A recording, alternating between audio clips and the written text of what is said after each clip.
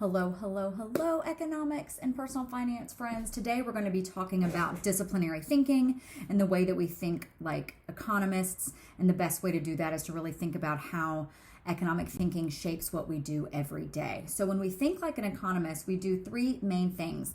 We interpret information, we're going to analyze data, and then we're going to predict outcomes. And so we really use a scientific method to analyze these economic events and predict outcomes from that data. And we use graphs to analyze the relationship between all the data sets.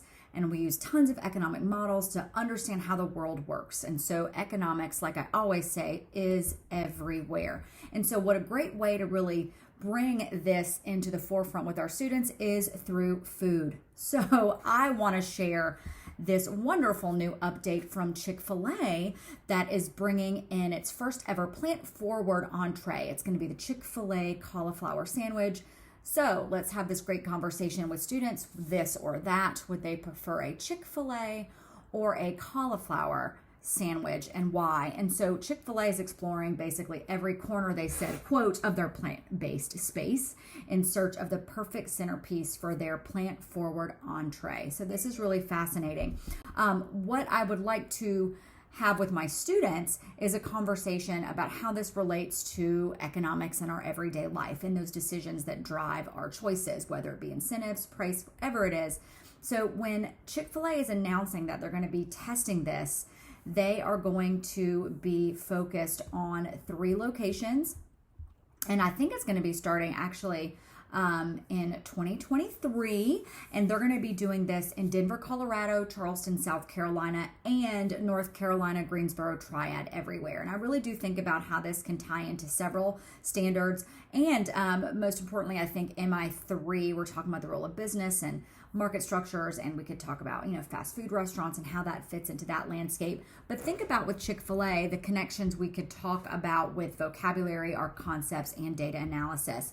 Also, market structures, like I said, the product differentiation, productive resources, and the economic impact of moving forward with this cauliflower option, and whether the plant-based space is economically important to our choices. Does that matter as a consumer, and does it help our economic landscape as a whole, this macro view? So the total growth of plant-based foods in the United States right now is a $1 billion industry. They had $7.4 billion in sales in 2021 to 2022. And this is growing each year. And you can see here it's grown almost half, a little bit over half in 3 years. And so we can talk about, if students would want to try this, we could talk about even more economic concepts with demand, incentives, social impact, or changes in human capital by moving this towards plant-based. What kind of jobs are going to open up for plant-based workers in that market instead of our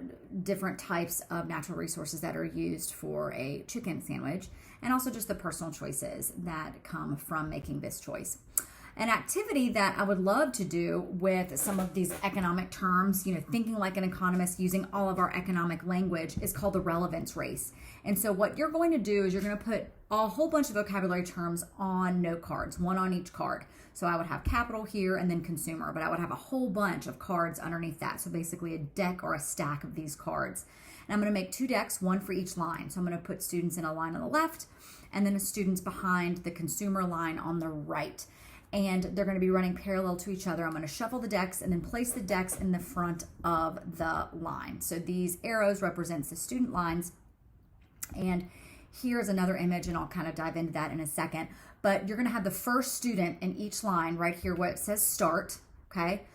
Turn the card over.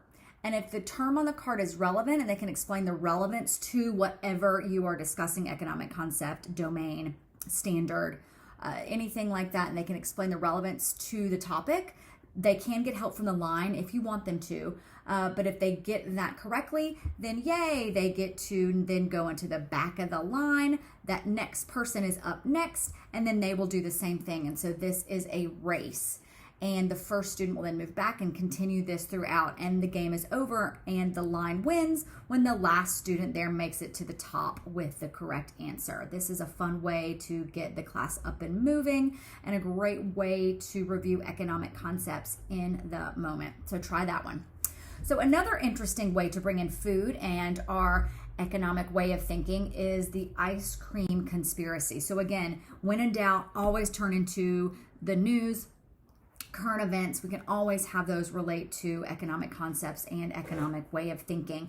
And so if you notice this picture right here, you're going to see two brands of ice cream. You could maybe ask your students, what do they see or notice? What do they know or think they know by looking at this image? And also, what are they curious about? So the first thing that stands out is that yes, it's ice cream, but also that these are two different brands. We see Ben & Jerry's at the top, and then we see Haagen-Dazs at the bottom. So I'm going to ask my students this question: are Haagen-Dazs and Ben & Jerry's colluding to produce ice cream that never directly competes with each other?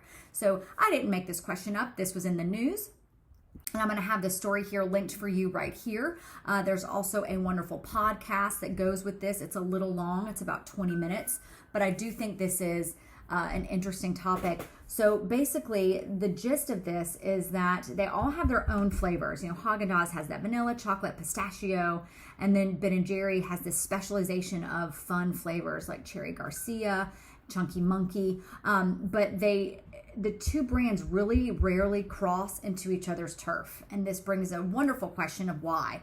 You know, is it possible that they're experiencing something common to what we would call natural competition? Maybe. You know, they're specializing in what works for them. So this is a great opportunity to have this conversation with students about, you know, collusion, and are the two parties silently agreeing to stick to their own territory, and how does this impact consumers and especially our wallet? So what a fun way to kind of dive into those conversations with something fun like ice cream that they will encounter just going to the grocery store. So a fun way to maybe talk about some concepts that relate to that is something called pair, connect, and rank. What I would have students do is work in pairs for this. This would be a fun, really elbow partner, think, pair, share activity. So they're going to start in pairs, and they're going to be given a news story or an economic topic. You can start with this Haagen-Dazs, Ben & Jerry's example, and they're going to find as many content connections together as they can. And you can have them then, after that, they're going to rank these connections based on a criteria. And that criterion can be based on something that you have selected as the teacher,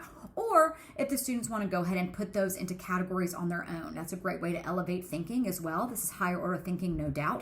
So they could rank them based on these are the order of most relevant to the topic, or these are going to be the topics that are going to be most relevant to how it impacts me as a consumer or producer, etc. So you can really narrow that down for them, or let the students kind of have free range with that. So pair, connect, and rank is a fun way to get students engaging with each other and have that student-to-student interaction.